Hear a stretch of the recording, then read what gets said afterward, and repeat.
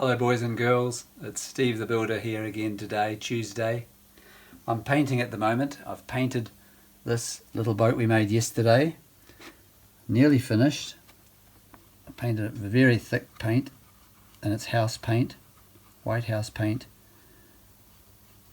And I'm just finishing now, nice and thick coat, so that the cardboard is protected from getting wet. And I'll wash that brush out with some water later on. You can see I've already done this boat, so it's ready to sail, and Timmy's already in it. He's so excited about sailing it. But I'm going to ask him to hop out in a minute so he can put a mast in there. But you can see that all the family have got their life jackets on now, because we don't go boating without life jackets. Even Monkey's got a life jacket on, so they're all safe to go in the boat now.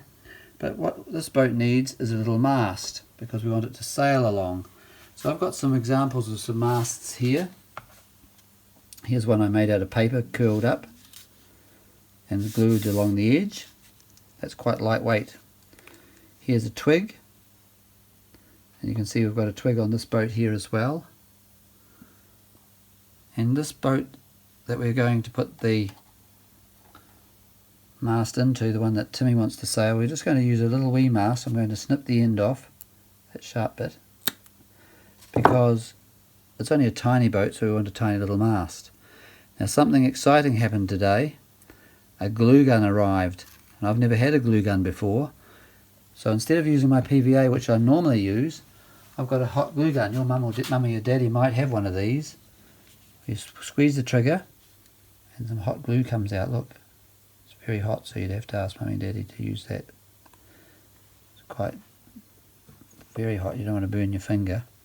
So I've put the wee bit of glue on there, and I'm going to bring it down and pop it in the boat now that Timmy's out, and just push it up against that. And the beauty with hot glue guns is that glue dries really quickly.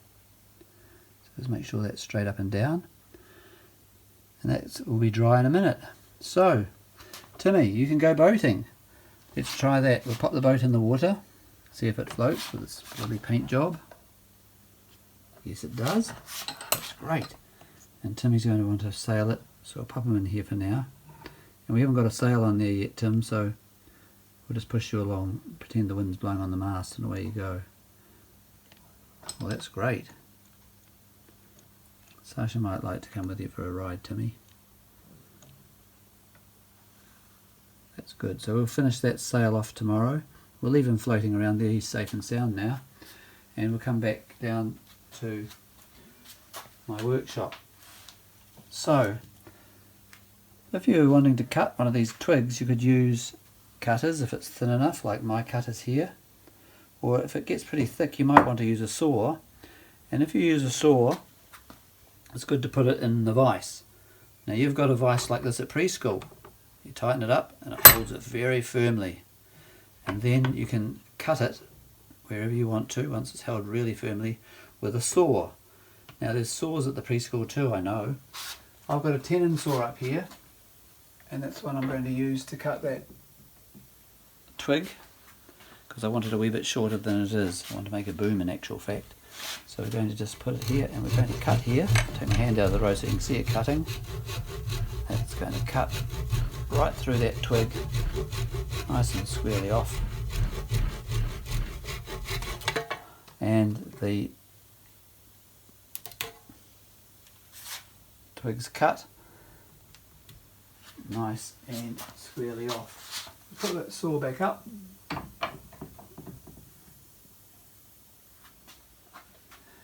Now, different boats will need different sorts of masts, as I said before. If you're making a wee boat like out of a tray, in this case I've put a bit of sticky tape in here so that this paper mast can got something to stand on. That's going to go in there like so. And then of course I'm going to need to run some string down to the sides and to the front, like this boat I've made here. Let's take this out for now. This boat is finished. It's got a mast, and the mast is held by ropes. In the boating world they're called shrouds, and they go up to the mast and down to these bits which are called chain plates. they hold the mast upright. See, the wind blows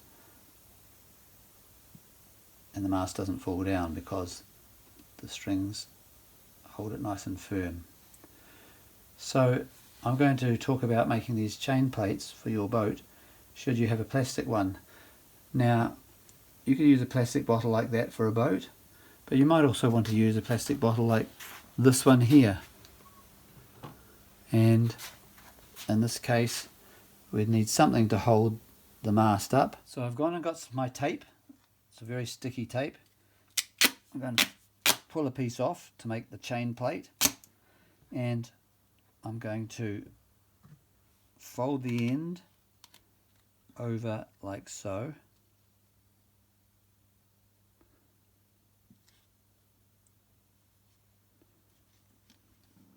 And then I'm going to use a hole punch to punch the hole to take the string. Put that in the middle. There we are. And just to tidy it up, we're going to snip off the corners to make it look tidier. So that one can come off. That one can come off. Then I can cut this sticky tape off. I can decide on my boat where I want the chain plate to be.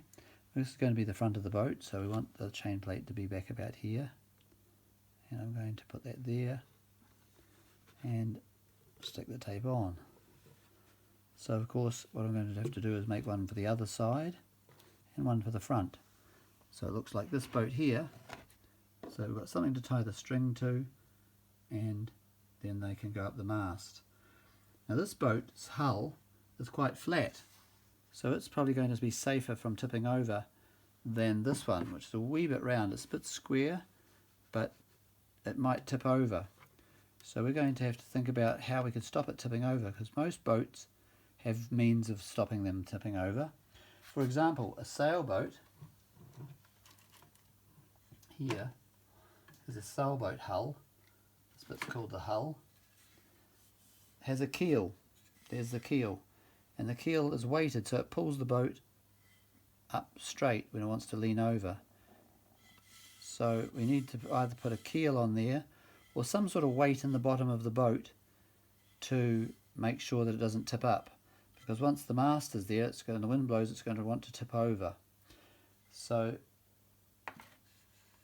with this one, I think what we're going to need to do is put some ballast, that's some weight, on the inside of the bottle to make sure it doesn't tip over when the wind blows along.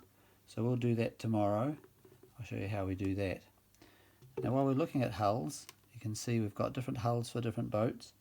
We've got these plastic trays for hulls, different tray, bottle, cardboard canoe down here, and look here, here's a rowboat that I found that I used to have when I was a boy. This fellow rows the boat. It's very old and I'm not sure even if it would go anymore, but there's a little motor in the back, and the motor makes him pull the oars and away he goes. It's even got a little keel to pull it up straight should he start to tip over. I know rowboats don't really have keels like that, but that's just a safety factor. In case this boat was to tip over and sink, we wouldn't want that to happen. So, interestingly, when I was digging this out from the garage, I found that it was all dirt and dust inside, and I had to blow, can't get my fingers down inside. See, there's still a wee bit of dust in there, and my fingers are too big to go down there. So luckily I've got a big machine that I can use to blow air into spaces like that, and I'll show it to you here. It's a big air compressor.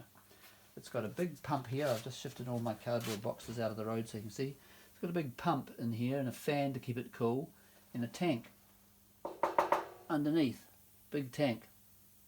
And when I pull the button on the top, the compressor goes and it squeezes air into the tank, squeezes it very tight. So it's very loud, so look out for the noise. Here we go, we're going to put some air into it.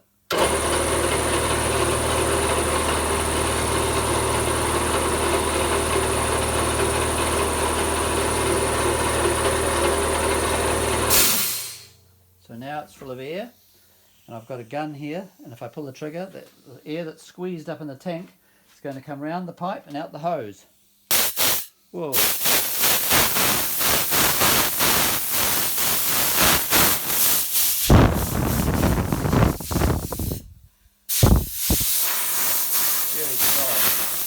I use that to clear all the dust out of that space.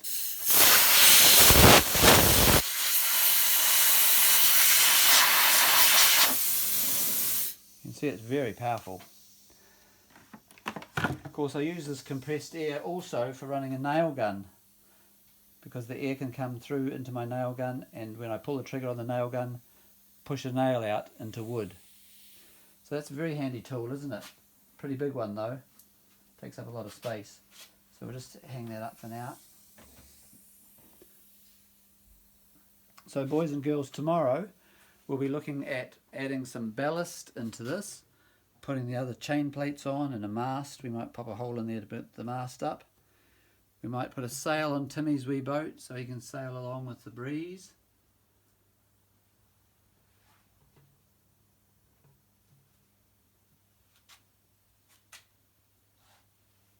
And we'll finish off our boat with this little mast here, this paper mast here.